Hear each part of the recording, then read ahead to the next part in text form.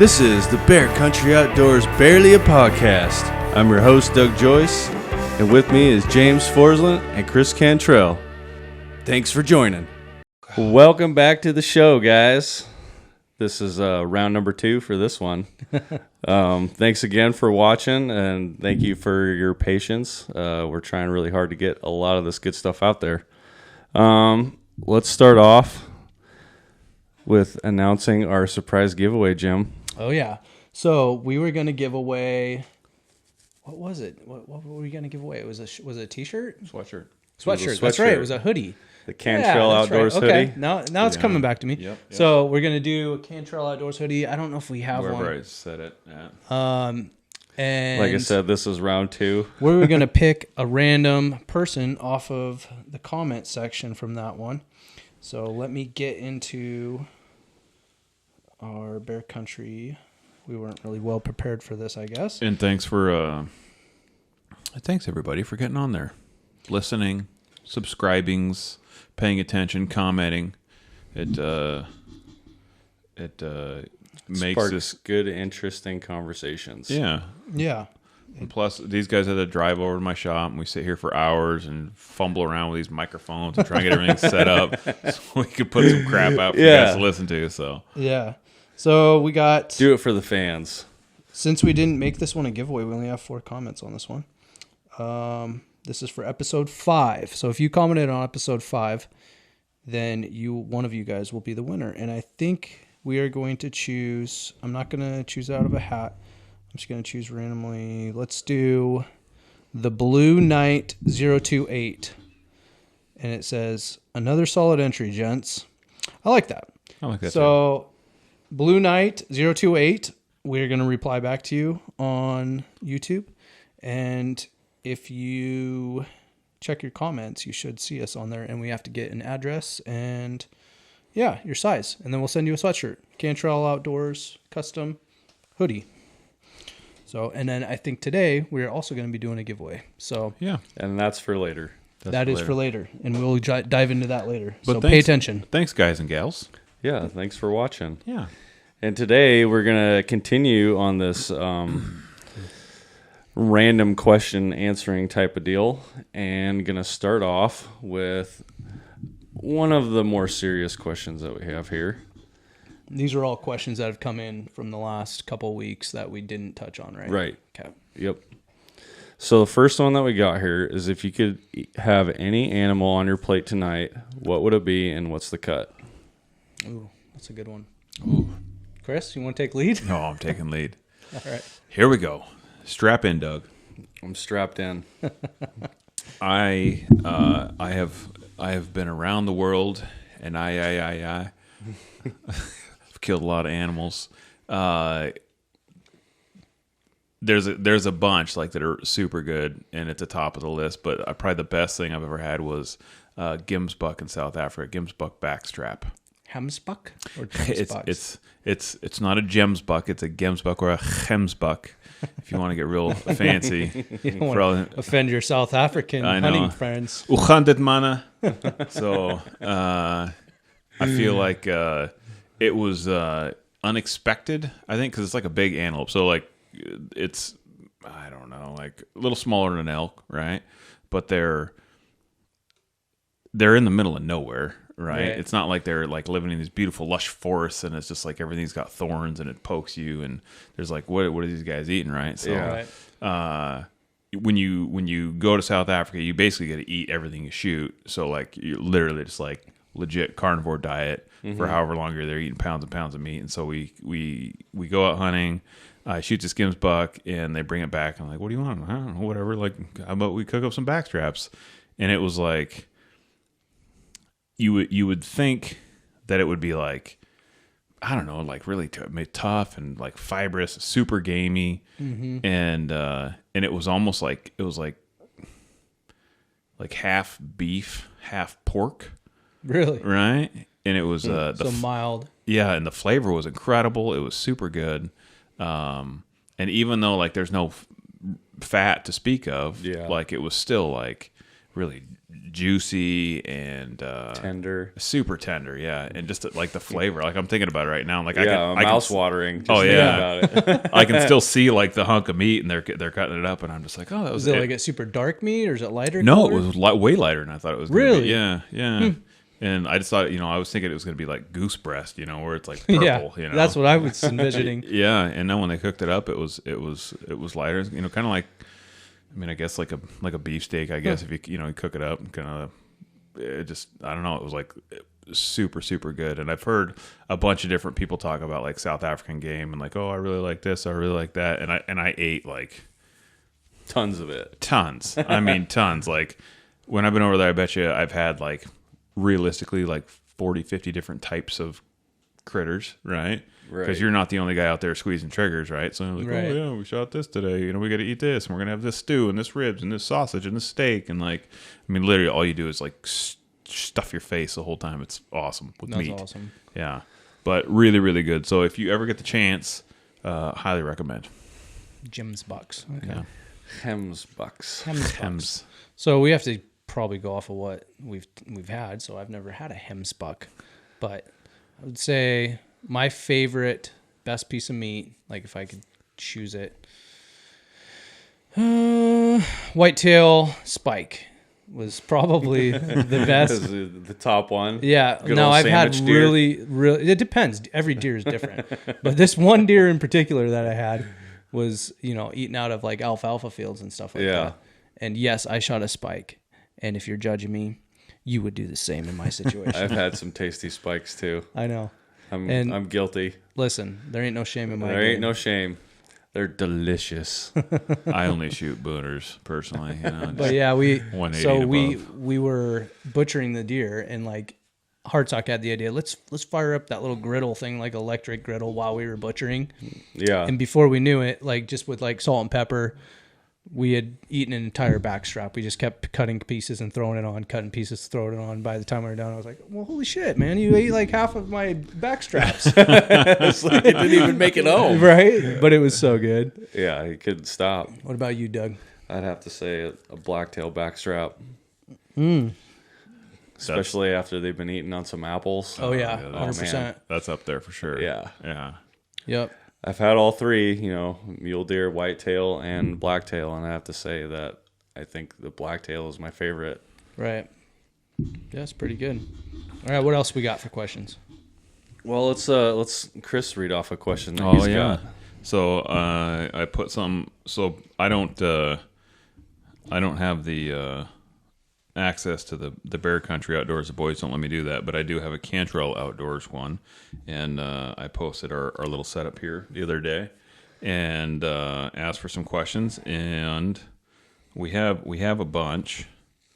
So I'm going to go through a couple of them, but one of the ones I like, John D14, JONDEE14, said would like to hear about shot placement on bears and stories of tracking bears after the shot. And I think that It's a good one.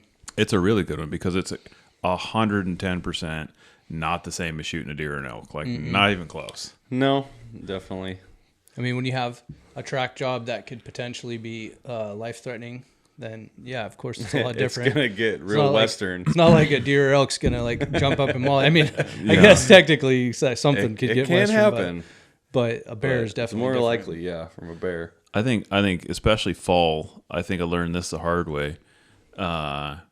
Shooting a big old fat fall bear, and even like shooting a big round. I remember I shot a bear twice with a 300 Ultra Mag, and just first one probably it was probably like middle of the bear, a little far back. I probably should have put it more on the shoulder.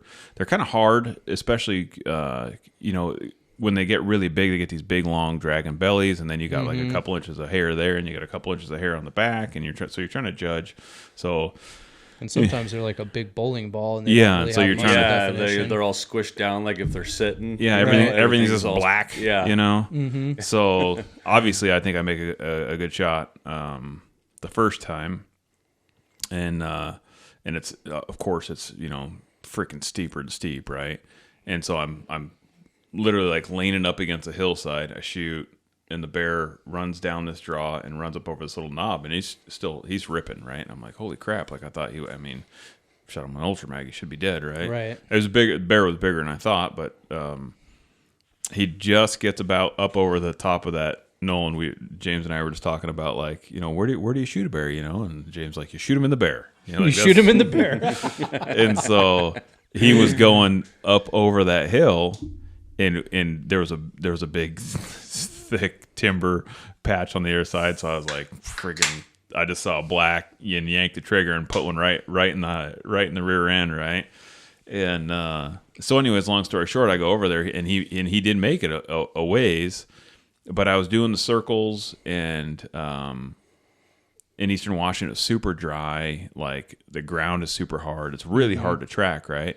But I went over there, and I couldn't. I was like, oh, maybe he didn't go over here, because by the time you get the 400 yards down to the bottom of this canyon, and another 150 yards up the other side, and everything looks different, right? So I go back to where my first shot was, and again, I'm shooting a 300 ultra mag. I mean, a shot was probably maybe 550 maybe, which isn't that far, especially for an ultra mag. Still got a ton of energy, and no blood, none, not a single drop, and I know that I hit this bear, and then you start getting that, oh shit, maybe it was a bad shot, maybe I pulled it, maybe I suck, and do the circles. I'm like, I know exactly where I shot this bear, and I looked, and there was literally no blood, and so I start doing the circles, and I go where I think he's at, and then I start widening the search, and I'm going around, and now it's been like 2 hours.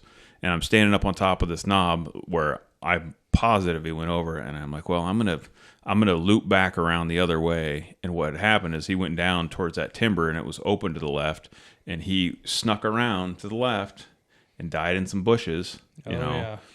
But even when I found him, there was not a single drop of blood, and I think that's the main reason why I bring this up is like if you shoot a deer or an elk with anything, right? I mean, I'm talking an arrow, a muzzleloader, a 22 long rifle, which you can't do. That's illegal. Don't do that.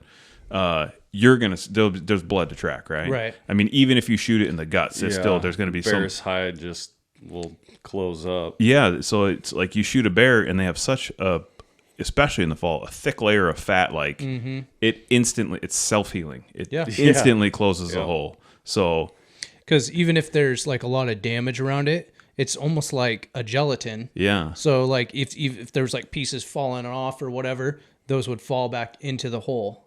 Right. Like on either side. And I think the fat more than anything is what keeps them from bleeding. Yeah, I think so. I mean, their hair takes a lot of... Yeah, their hair takes a lot of the force. And I don't know how many bears I've shot where like it's been the same exact thing. Like unless you like blow a leg off, which I've been with guys who shot legs. It's a little easier to track, but don't do that. Yeah.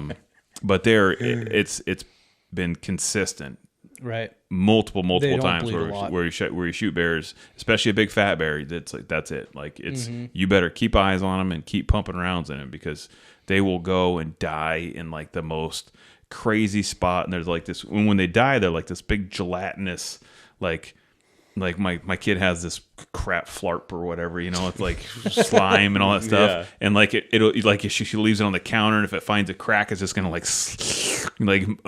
form the crack, right? Yeah. Bears do the same exact thing. Same way. Mm-hmm. Yeah, and they'll fall down and crumple up into a little tiny ball in some hole, even a big bear. Mm-hmm. And next thing you know, you're SOL. Yeah, that's 100% true. I've had times where I've come up and found zero blood, and then had the bear piled up, like watched it roll to the bottom, but then you go to where you shot it and follow it to where it rolled down, and it's laying there dead, but there's no blood. Mm-hmm. And a lot of times even when you make like an excellent shot, there's not going to be much of a blood trail.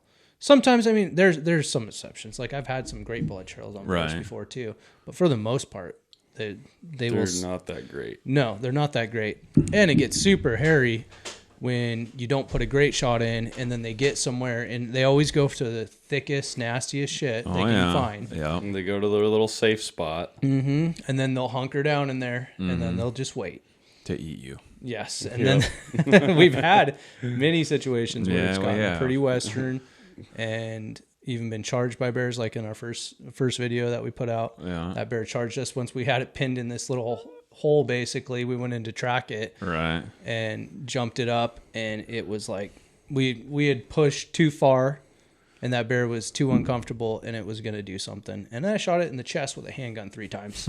So it didn't make it out of there. But as far as shot placement goes, there's so many different scenarios. Depends on the scenario and the angle that you got. So like I'm not as picky about shooting bears as a lot of people are, like shot placement wise. A lot of people are you wait for a perfect broadside shot. And if you're archery hunting, yes, you should do that. Right. With a rifle, if you're shooting a big enough bullet, a fast enough bullet, don't shoot a 6.5 Creedmoor for bear hunting. Okay. We're just going to get into that right now. Yeah. We'll get that out of the way. Not saying it can't be done. I'm just saying if you want to have a Western showdown, shoot a 6.5 Creedmoor. Mm-hmm. If you're wanting to see your bear go down immediately, shoot a man's gun. Shoot a 30 cal. 30 cal of some sort. That did tie into a question that I got from Eric Riddle 30.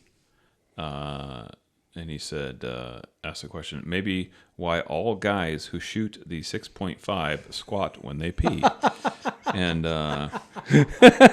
Eric, I have some 6.5s. I'm not gonna lie. Do you hunt with a 6.5? Well, depends on what I'm hunting. You know, I specifically built a 6.5 to go hunt wolves in Montana because I wanted a high capacity lead flinging machine because smoke a pack a day type of deal. Mm-hmm. Do I hunt elk with a 6.5? No. I know guys who hunt small caliber, and I'm shooting 230 grain burgers out of my Ultra Mag, or I'm shooting 195 burgers out of my 28 nozzler. That Ultra Mag is going like 3,200 feet a second. Almost 5,000 foot-pounds of energy. That 28 nozzler is going almost 3,100 feet a second. Yeah, with a 195. No, 28 nozzler is definitely the exception to 30 cal rule. I'd say 30 cal rule for bears, except for the 28 nozzler. 28 nozzler's just got so much velocity and so much hard hitting explosive energy that there's a lot behind it. Yeah. Now, I wouldn't use a 270. I mean, not to say you can't kill a bear with a 270. It's just a little underpowered for the size of the bullet. I'm sure there's a million guys right now freaking out. I know. Because they've, like older guys. Old timers. Just because that was like, that's all you had, right? You use what you had. I mean, shit, they used to kill them with freaking wooden arrows, and spears and stuff. Spears. Jack O'Connor was the 270 guy. Killed everything under the sun with the. Yeah, and I'm sure you can, like, with enough time and shot placement and you poke a hole in the right area, something's gonna die. But you know what? Fred Bear killed tons of big animals with a recurve. Then he probably sent 1 million packing too that he never found. So I shot my recurve before you guys showed up. Did you? How'd that go? Not great. Not great. No. I put one in the target and the rest went in the hay bales. So, man. Not. And how close were you? We don't need to talk. That's not. We're not range. We're not rangists here. We're not rangists. Okay. We're not range masters here. Well, let me finish up where I was going. It's okay. Sidetracked. No, it's okay. 6.5. It was good. I like that little dig. Yeah. Thanks, Eric Riddle. So shot placement, chest shot is fine as long as it's within, I'd say under 100 chest shot. It's fine. Even if you were really good and steady and you're round and you're really steady on like sticks or with a good rest, I'd say 150, 200 would be fine on a chest shot if you were really confident. I'm fine taking a walking away uphill bear or a walking away downhill bear if I have the angle on it to hit it between the shoulder blades. I like a walking away. Dude, I like that shot. Sure. Yeah, I've dropped so many. If they're going up the hill too, you can kind of split their spine. Yeah. Right. Which is that one that I shot last year. Which is always a deadly shot. Right. Yeah. Well, I shot that one last year freehand, like 200 yards walking away. Yeah. But there's a lot of room for error in that general area unless you go left or right. It's a big and target. It's going to do a lot of damage too because you're going to hit a lot of bone. Right. Bone and that fragment. Like, I have no problem taking that shot. Broadside obviously is preferred. A high shoulder shot works great if you're shooting a high capacity round. I think like the round that you're shooting too. I think bullet selection is key, right? Like if you're going to shoot a high shoulder shot, like a burger is really good because it's a type of bullet it's zero weight retention, right? So you're not trying to punch a hole through the critter. You're trying to, so like your gun, you're shooting like 4,400 foot-pounds of energy. And James's 300 Ultra Mag, and he's shooting a 300 Ultra Mag, 230 grain burger, and so that 230 grains literally goes in and it's like a bomb. Like it goes in like 2-3 inches and literally releases all that energy. So if you do a high shoulder shot, there's a million different little pieces of bullet going everywhere. Almost always breaks the spine. Like liquefies the lungs, looks like you shot the heart with a 410 type of deal, Yeah. So that with that type of bullet, I think that's there's no track jobs usually on that. Yeah, no, it's there. Yeah, that's kind of what I've had with the luck that No, I've if had you're with shooting my like SSTs. Yeah. That's another good round too, and then the Nosler partitions is more of like a shot placement round, right? Yeah, like you were talking about, we were going to get some AccuBonds for your 28 Nosler, and we had talked about some of the areas that we hunt were thicker in brush, and those burgers are incredible bullets, but they will not shoot through brush. They will blow up, right? But like that AccuBond is a little bit more forgiving, right? If you hit a couple blades of grass, it's not gonna go, it's not gonna go to pot on you. So it just depends on what you're shooting, what type of bullet, and so like I'm sure we could get pretty deep in that, but I think that like James was saying, if you're confident in your shot, and if you're not being incredibly unrealistic, right? We're not saying, I'm not going to tell anyone their business, but I wouldn't take a ass shot if that's all I had. Like if all I could do is shoot it in the rump, don't do that. Yeah, Texas heart shot. Yeah, Texas. I've shot one bear in the ass, and that was a story I just told you, and it was like. I was desperate. I'm not gonna lie, like because I knew I'd had one in it, but then I'm thinking like, crap, was it like, did I split it between like the liver and the lungs, or did I, did I hit it high in no man's land? I don't think I hit it in the guts, but I know there's a giant bullet in this bear, right? And it was motoring, right? Yeah. So I was like, well, yeah, and I like that's one of the problems I have. With shooting a smaller gun or even like some of my archery stuff, like where like if I shank one and it goes back a little bit and the thing runs 5 miles and lives for 3 days, and I feel like a total piece of shit. So that's honestly that's why I overgun myself most of the time. There's nothing wrong with that. Yeah. Right. And always, if the bear's moving and you have another shot, or just keep racking rounds. Yeah, just fill it full of holes. Like a good taxidermist can fix anything, and I grind most of my bear anyway, so it doesn't matter. You know what I'm saying? Like you might get a few chunks in there if you're shooting them burger bullets. Yeah, but it's totally worth it. That's like I said. I hate things when number one, I don't want them to suffer. And and if that thing gets away from you, and then you go sneaking around in the woods like James did, then that one video, that thing, it's got teeth and claws. It'll come out and it'll especially when they're wounded and you have them pinned somewhere. Oh man, yeah, they're angry. Yeah, 100%. Okay, we can probably jump into the next one. All right, so let's move on to a more funny of a question that we got. So this one is true to heart. Does the saying, "Does a bear shit in the woods" hold true to its meaning? Oh, here we go. Go ahead, Doug. Doug, you take the lead on this one. I'm taking the lead? Yep. Yeah. To answer your question, why, yes, it does. Because the bears are where you find them. The bears are where you find them, and they shit where they please. Yeah. That's fair. That's the truth. Yeah. Sometimes in the road, even. Yep. A lot of times in the road. Yeah. They like walking them roads. Yeah. Mm-hmm. What else we got, Doug? Do another one. We'll do another funny one. Another funny one? Okay, so, Jim, I'll let you answer this one. What do you use for toilet paper in the woods if you run out after eating chili for 2 days straight? Jesus. So many answers to this. So, well, let's start with the obvious. Okay, when so you we're run gonna out of do toilet paper and you got nothing. I'm gonna do a 1, 2, 3. Okay, so number one, if you don't have any toilet paper or any baby wipes or anything, first thing that's gonna happen is the sleeves are coming off the shirt. If you're wearing a t-shirt, Sleeves are coming off. Unless it's your favorite t-shirt, in which situation you don't want to ruin it. Then you got to, for me personally, I ain't going to take my socks off, but I will cut the tops off of my socks. Ooh. So I don't get blisters on my feet and use that. But if I'm sometimes, wearing... Sometimes you don't make it, and you gotta waste the underwear that you're wearing. You know? That is the last case scenario. I have seen a buddy one time, it was no sleeves on his shirt, it was already cut off.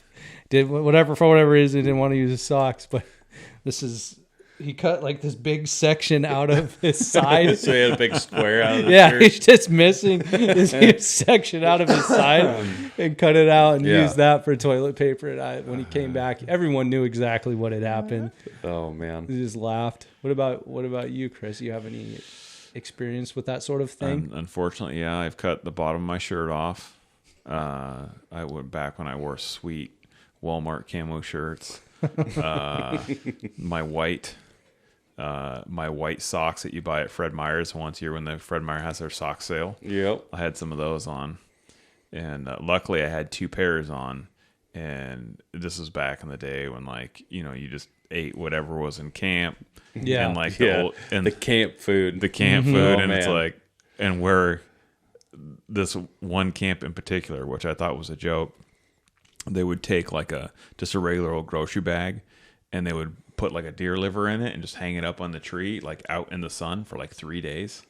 What? I swear to God, this is a true story. Like Harvey and Joe used to do this, and my first year I thought they were joking, and they would take it out and like they'd poke holes in the bag so like the crap leaked out, and they would take it and we would cut it up and eat it, and it was really good. Like it tasted great. I'm sure. What? I'm totally serious. Like in the sun all day. Why? I don't, maybe just broke it down, the bacteria or whatever, and Oh Lord. it was super good. I've never tried it, but that doesn't sound good. That's a new one for me. But you tie that in. No wonder you're blowing up the mountain. With drinking like this is back when I drank like a 36 pack of Busch Light a night, and then you have This is a recipe for disaster. and then but the kicker is, and you tie it with old Grandpa Joe's chorizo in the morning, which is like the worst. It's just got like a soup of oil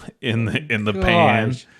And it was super spicy, and I remember I was super excited because I shot this grouse with my rifle, blew its head off, and I was like, oh, I run up the hill and I get this grouse, and I'm all excited, and then just like all of a sudden like bubble guts kicked in, and I'm like, oh no, and because I didn't have my pack, right? Yeah. Oh no.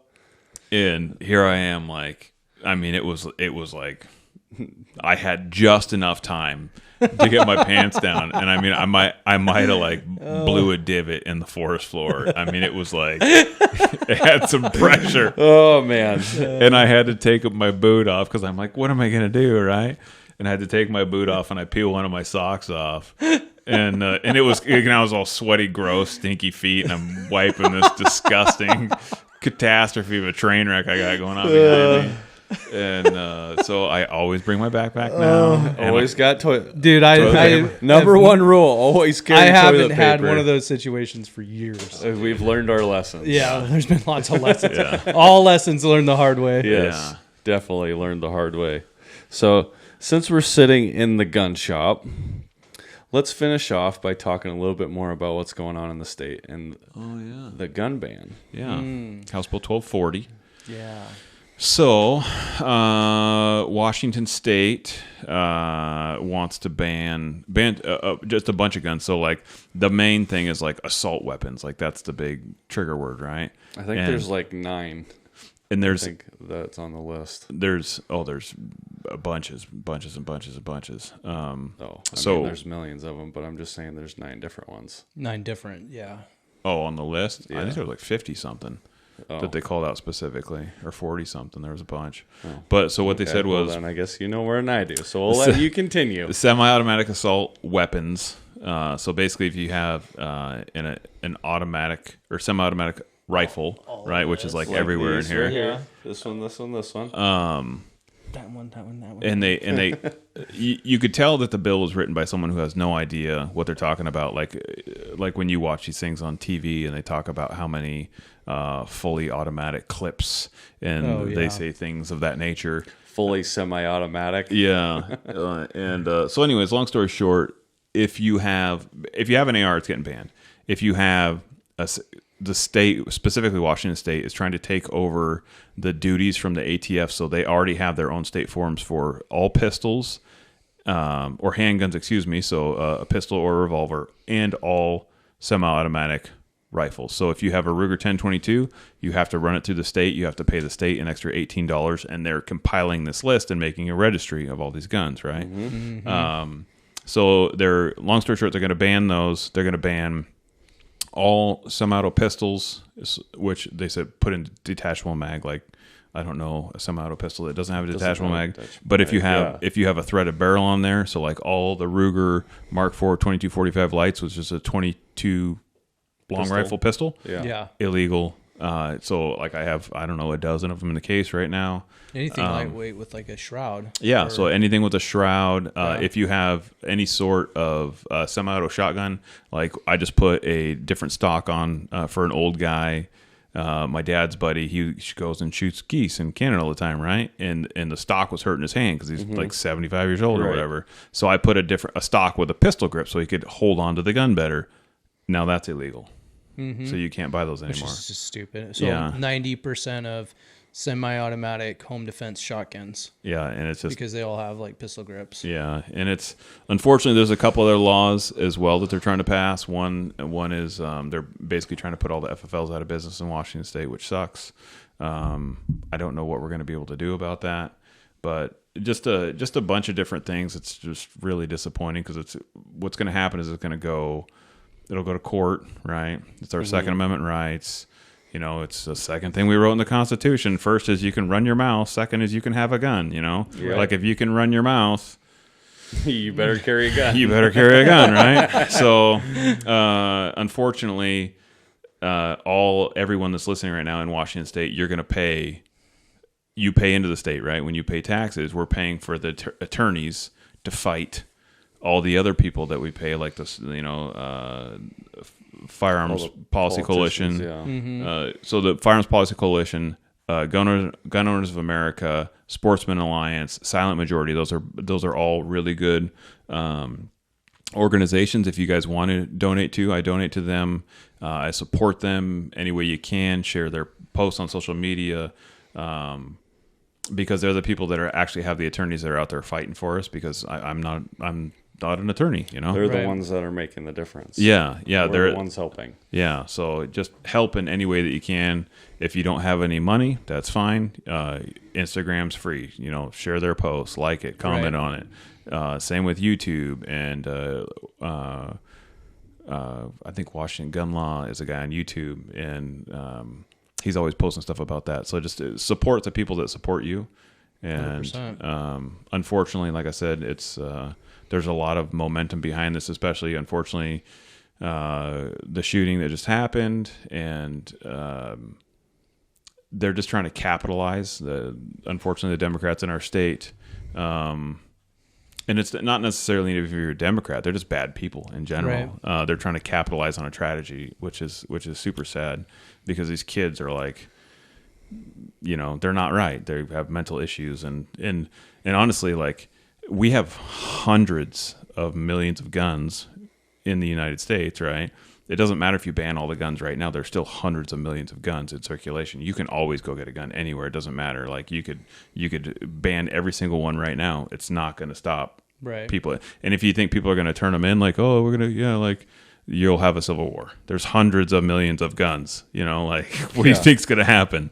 Look at all the people that took people's guns. Yeah, remember the old Tea Party thing? You know, like, you know what I'm saying? So look into your history. Yeah. So unfortunately, it's just, you know, it's just a really unfortunate thing, and it's probably going to go through, and we're going to have to fight it, and it'll get overturned, and but it's just that they keep pecking away. That's for some reason It's just a waste of money. It is. It's just Right. they don't have a logical standpoint on it, which really sucks. It's the same type of thing, and I'm going to make a bunch of people feel uncomfortable right now. But it's like someone had mentioned to me that like, oh, if we could stop all the rape in America, if all the guys just cut their wieners off.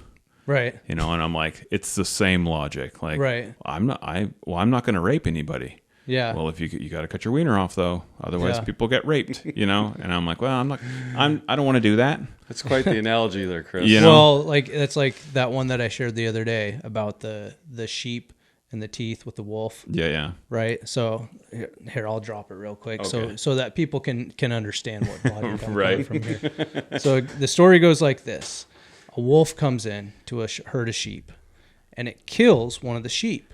Well, the other sheep see the wolf kill the other sheep, and they see that he had teeth, and he killed the other sheep with his teeth. So all the sheep go out and they pull all their teeth out for their own safety, but the wolf still comes back, and he ends up slaughtering the whole group of sheep. So same logic applies here, right? Yeah. Like- This ban doesn't affect anyone except law-abiding citizens, legal gun owners. And if I was a bad guy, just saying, I probably wouldn't like come into my shop and pay all the money for an expensive gun and the background fees and all the nonsense and do it legally, right? When you could just like, I don't know how they do it, but I'm sure they could find guns and just go buy them, like black market 100%. or whatever. I could get on the dark web or The dark web. yeah, kids say I don't even know if that's a thing, but like I'm sure that there's ways, obviously, that Mythical. yeah, people do it and they do it illegally, and those are not the type of people that this law is going to affect. Which is just like I said, it's just And flawed. 100% those people are not going to give a shit about this law. No, it just makes more like, not to get into this too far, but it just makes more soft targets. Like so, Yeah. people. 100%. If I was gonna go someplace and rob somebody, you pick the path of least resistance. So like a gun-free zone. If I was a bad guy, that's where I would go. Well, if there's no guns, that's where I'm going. Like, Exactly. it's pretty. There's a reason it's- why a huge majority of these school shootings are in gun-free zones. Oh yeah, Because there's no resistance there. yeah, You and know? the schools that have armed guards, like Perfect example is like, yeah, how many mass shootings do you hear happen in a courtroom? Like a place of high Security. energy, and there's like a lot going on, and there's Lots a of bad lot of guys. feelings, a lot Yeah, of bad guys, a lot of good guys. yeah. Like you've never heard of someone walking in. Well, I mean, I'm sure maybe it's happened, Yeah. but you don't hear about all these people like, oh, this guy went into a courthouse and shot everyone. Right. That doesn't happen because There's More like this guy walked into a courthouse and he got shot. yeah, exactly. Someone Yeah. tried to walk into a courthouse and ended up dead at the front door. Yeah. That's Yeah. the way it works. Like Yeah. I'm a firm believer now more than ever in guarding our kids and putting the money up front to take care of them and to fortify the schools and put real physical beings on the property that are capable of taking out threats. I feel like so James and I have small kids. Doug probably has a couple kids he doesn't know about, but I feel like almost every single one of these politicians that's trying to pass think about this as a little food for thought. So every single politician, that they go like whether their Congress or whatever, right? They're protected by guns. They're protected by armed guards or police or people with guns. Mm-hmm. So why are they these old disgusting individuals, who are trying to take my Second Amendment right away? Why are they allowed to be protected by guns, but my kids aren't? Or us, or our families, or anyone. Yeah, or anybody, Yeah. Like I said, it's a second thing with rope. Yeah. So Yeah, that it exact was written for a logic reason. should apply to everyone, not just the underprivileged who can't afford bodyguards to walk around with them. And, yeah. Exactly. Yeah. It's ridiculous. anyways, It gets us heated. yeah. So long story short, if you want to buy any sort of the items that are on this House Bill 1240, if you're in Washington State, if you try and order something, you could miss a time frame. I think right now what's today, the 3rd or the 4th, something like that. Today's the It's the third. So you know, possibly say we're maybe 3 weeks out. The background checks in this state take 10 business days, so that's 2 weeks. So go into your local gun shop, buy whatever they have, support them. Those people are the ones that are fighting, you know, for our rights. So you definitely need to support local. Just go out. Support Cantrell. There's a handful of you them know, left. I have got a couple of them left. You know, it's Slim pickings, but yeah, I got some guns. I'm going to put in another order with Aero Precision. We are not sponsored anyway by Aero Precision, but they're a local company. They're a giant, unless you want to. Yeah, they're a giant manufacturer. Come on down. I'm a big fan of their products. You know, I use in my law enforcement builds, I use their product as well. So they're a really good company. They make you know, a very, very high quality across the board, because they make a bunch of different stuff. But if you can go out, just buy some of their stuff. They're doing expedited shipping for people as well. So like if you did want to order something, since they're in Washington, they're doing, you know, quicker shipping for people. So their facility looks incredible. Yeah, it's amazing. Started watching some of the videos of their new facility that they just finished. Yeah. So support local. Support the locals. Yeah. Yep. Well, good. What else we got, Doug? Well, what else do we want to talk about, guys? Well, We got any more questions that we want to finish with, or I think do we want to talk a little bit more about what we're gonna do this year, or do we want to leave that I for think later? we'll talk. we've I got think a we'll lot talk going about on. on the next podcast. Jake _Jensen1 kind of talked about the same thing on the old Instagrams. He said tracking black bears after the shot, and I think that, like I said, I really want to hammer home the point that the vast you don't want to have to track it. You do not want to have to track it. If it does not fall down, keep shooting. Yeah. And like, you know, there's guys that are like, oh, you know, I only shoot an animal like once, and it's, you know, like it's easy to see a shot impact on a deer or an elk and know exactly where you hit it, and you can see blood pumping out, and it's much easier, right? Yeah. It's much easier to track. So you keep freaking hammering that thing. Like I said, I mean, go buy a meat. You can grind it. You can clean out bloodshot and grind it up, and it makes great processed meat. Like, Firm believer in big lead. yeah, because they're. Like I said, the biggest difference, in my opinion, is the tracking is much harder, because the vast majority of the time they do not bleed, and then they have these big, huge, giant, fluffy paws. Like I'm not the world's best tracker, but at the same time, like it's way easier to track a deer or an elk with a little tiny hoof, where it's a lot of PSI running, you know. But when you have a bear, like, yeah, you might see a broken stick or a turned rock or something, but you're not gonna, if it's dry out, you're not seeing a track. There's no way, you know. Right. So there's a lot of like hairy situations that you can get in, even if you make a good shot on a bear going into some thick stuff, because they always run in the thick stuff. Western Washington especially. Every time. Like, and I'll say this too. So I've been on my hands and knees crawling, like, because you can't stand up, through bear tunnels, stickerbush bear tunnels, or salmonberry bear tunnels. Oh yeah. In the dark, on my hands and knees, with a handgun in one hand and a flashlight in the other. Right. Yep. And it's like, and you're like way in this bear tunnel, and you're thinking, what in the hell am I doing? Like, what am I doing? Why am I here? We don't suggest you do that. No, it's not fun. It's nerve-wracking. And then to make things even worse, say you're doing that and this has happened to me, and all of a sudden you hear the bushes crashing up ahead of you, and it's not quiet. No, and it's loud, and you don't know if it's coming at you or going away from you. You can't see it. Yeah, and you can't see it, and it's just a huge mess. So you're hoping it doesn't come. Not saying like, if you're gonna shoot a bear and you're gonna put a bullet in it and you didn't make a good enough shot and you have a blood trail, you better cowboy up and get in there and find that bear if you can. Yeah. But you better have a handgun in your hand. You better be ready. Yeah. I guess that's a really good point too. Is you should never ever go bear hunting without a sidearm. Ever. I agree. 100%. You're not going to crawl through it, like James was talking about. If you don't know what a bear tunnel is, it's like, think if you cut yourself off, you know, just below the waist, and that's how you would walk through. It's hands and knees. Yep. Right. And it sucks.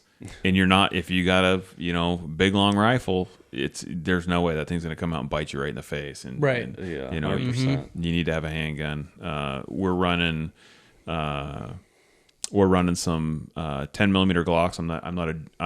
I was not a huge Glock guy, but there is just a very reasonably priced, effective weapon, right? So I got a Glock 40. It's a long slide. It's a 6-inch 10 millimeter. I'm shooting I think it's a Buffalo Bore rounds. They're super expensive. It's like $2.50 a pop, you know, for 10 mil. Right. But very effective when I don't have to crawl around. Like when I go up to Alaska, I carry a 454, Right. Because the bears are much bigger. Yep. But I think that it doesn't matter what you have. If you're in grizzly country, minimum 357 to a 44, I would say. Yeah, if shoot 10 millimeters fine. Shoot as big of a gun as you can handle. As you can shoot 100%. accurately. Right. Yeah. You don't want to be someone that goes and gets a 500 and you just can't handle it. Yeah, you there's don't do there's that. no shoot it and you hit yourself in the face. You know, you don't want to be that guy. And James and I were talking about bullets earlier. Definitely do not ever go in the woods with range ammunition.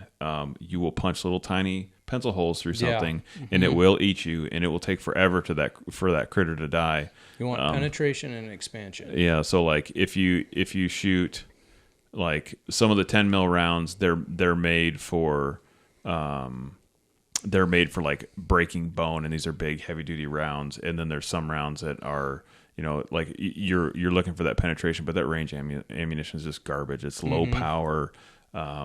It's just don't do it. You know, like it's gonna hit a bone. It's just gonna mushroom around. It's not gonna break anything. Right. And you'll get et. So don't do that. You'll get that. Yep. But don't give up on a blood trail. Yeah. I mean, don't always, ever. You got blood. You get on your hands and knees. You make it happen. Yeah. If you give up, Get after it. yeah. If you give up, don't tell us because we'll give you shit. Papa Doug will give you a hot butt. 100%. Yeah. So you want to talk about your boots there? Oh yeah. The giveaway. The giveaway. So stand by. So we'll finish it up with a little giveaway that Chris would like to announce. This is gonna A be little something special for you guys. That audio's terrible. Sorry. So I had a guy come over from. I'll take these. Thank you. Can you pull one of those out for me? Yeah. So this a PH from South Africa came over and brought some boots, and it is the company is Jim Green, and they make I think they're the second largest producer of boots in South Africa. I could be totally making that up, but that sounds right to me. But super cool company. They make a ton of boots, and they give away boots to the anti-poaching crews over there, so the Rangers. And so I don't remember what the ratio is, but anyways, long story short, like you buy their boots, you know, they take some of the profits and they're donating to basically save all the wildlife. Save wildlife in South Africa, because like poaching is a huge deal over there. Yeah. And it would be like someone coming and being a cattle rustler here, because it's those animals. It's their way of life. Yeah, it's their livelihood. So I think that it's a really good company. I did wear a couple of their boots, and super nice. I was really happy.